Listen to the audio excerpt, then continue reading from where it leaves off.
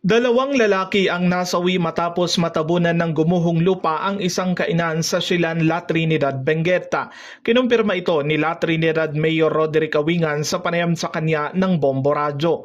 Ayon sa alkalde, tatlong magkakamag-anak ang kumakain sa naturang kainan nang biglang gumuho ang bahagi ng bundok at tumama sa establishmento.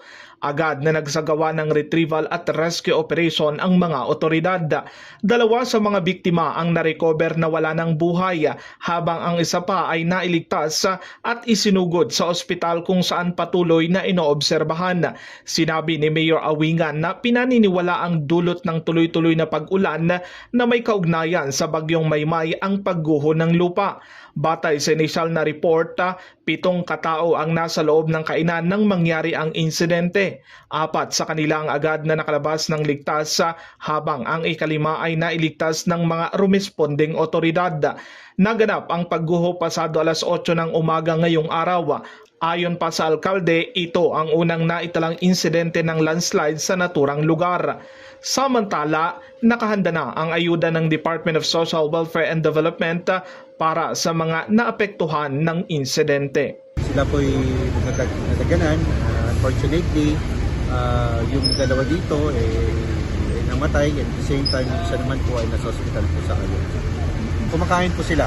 So, ito po isang restaurant po siya, and at the same time, sa taas naman po sila nakatira. Unfortunately, yun nga po, kasalukuyan kumakain po sila talaga. Dahil po sa lakas ng ulan na naranasan po dito sa atin, ang reshorement po natin.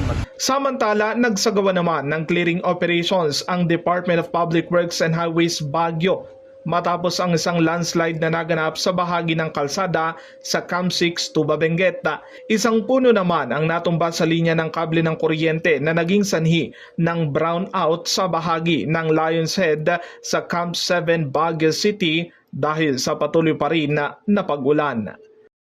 Mula dito sa lungsod ng Baguio, para sa Bombo Network News, Bombo Benjo Guzman, and this is Bombo Radio Philippines, the #1 radio network in the country, your trusted source of news and information. Basta Radio, Bombo!